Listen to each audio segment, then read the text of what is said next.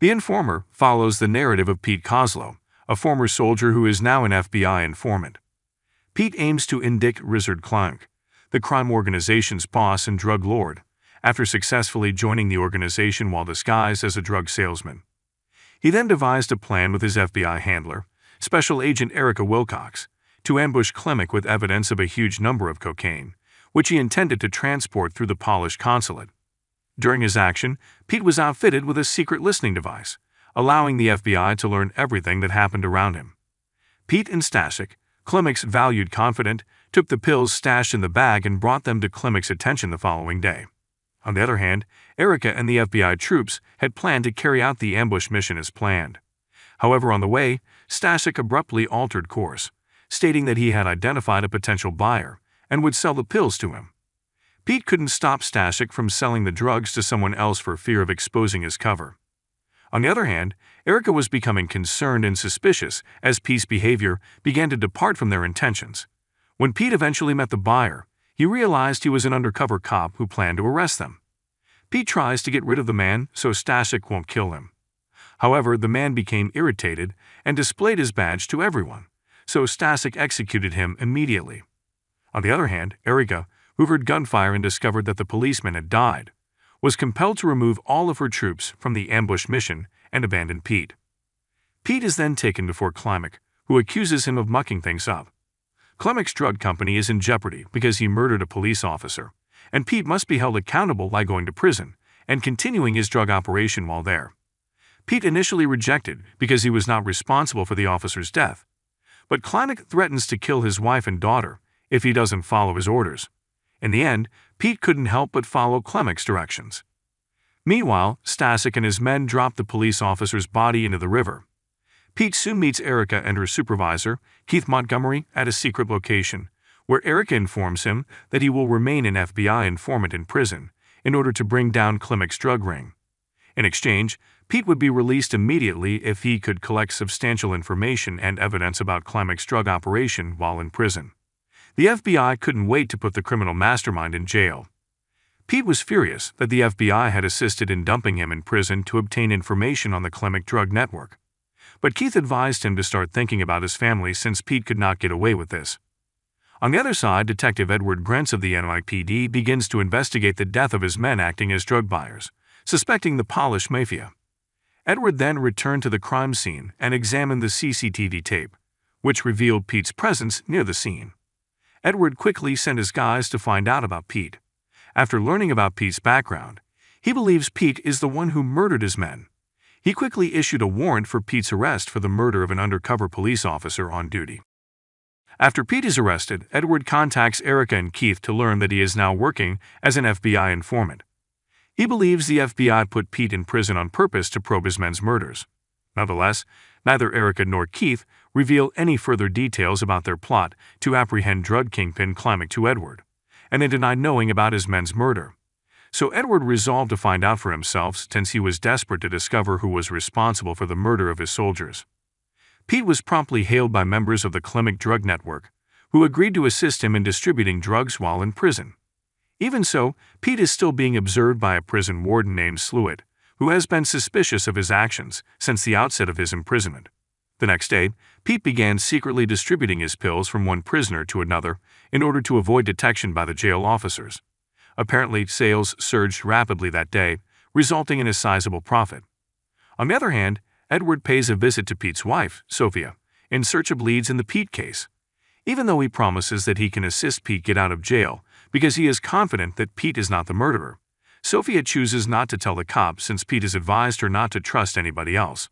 Unable to persuade Sophia to repeat the narrative, Edward handed her his business card and requested her to call him whenever she needed assistance. Following that, Edward visits the prison and attempts to speak with Pete through one of the detainees who serves as his informant.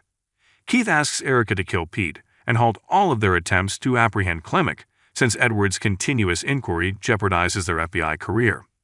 If Edward and the NYPD discover who is responsible for the murder of the on-duty police officer, they both face jail time. Meanwhile, in prison, Pete is challenged by Phelps, a gang leader who runs the drug trade within the institution.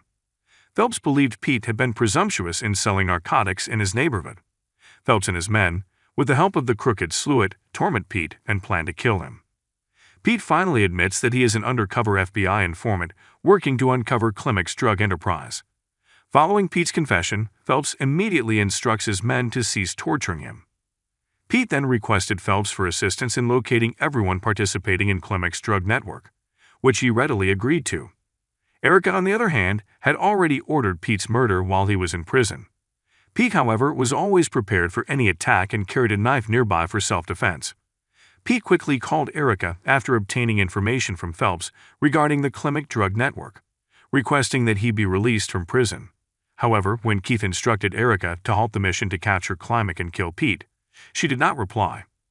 With the FBI unwilling to assist him, Pete contacts Edward and tells the cop everything.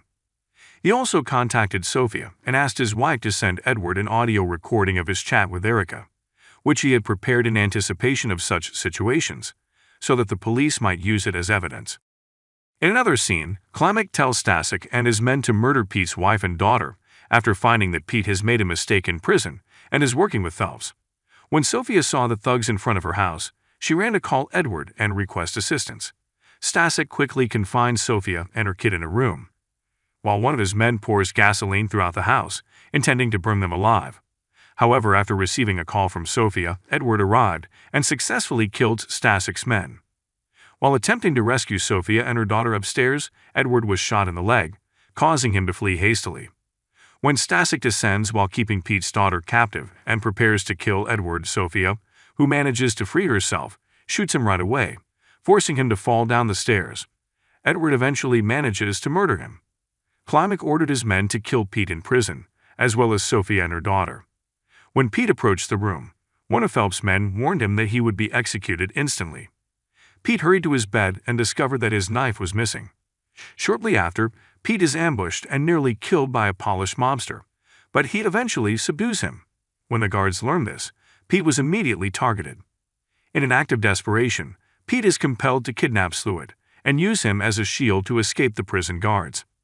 He then knocked Sluit unconscious and transported him to the top of the jail tower, where he concealed among the pipes and gas cylinders. Keith and the FBI quickly surrounded the prison, intending to assassinate Pete. The men had taken their places and were ready to shoot Pete at Keith's orders. Pete, on the other hand, intends to escape prison by drawing on his previous skills as a U.S. Special Forces sniper. He adjusted the gas cylinder so that he could leave more easily. After that, he changed clothes with Sluit and carefully positioned the CO2 tank behind them. He then wakes Sluit and attempts to make it appear as if the man is keeping him hostage, forcing the sniper to target Sluit rather than him. When the sniper was about to shoot, Pete altered position slightly, causing the bullet to miss and strike the gas cylinder, resulting in a large explosion. Erica arrived at the police station soon after the incident.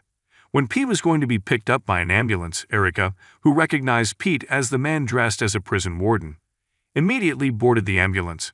Erica decides to aid Pete and covertly offers him the gun, allowing him to capture everyone in the ambulance and pretend to hurt Erica before fleeing. Pete was about to meet Sophia and his daughter. Nevertheless, he recognized that many undercover cops would arrest him the moment he emerged. He ultimately recognized that for the time being, he had to go as far as he could without seeing his wife and kid for their safety. The film concludes with Erica and Keith having a talk on the boat. The NYPD finally captures Keith after Erica utilizes wiretaps to record his comments, which publicly instructed Erica to murder Kozlow to cover up his deeds. Edward and Erica then work together to get Pete out of this situation and safeguard his family. The movie concludes,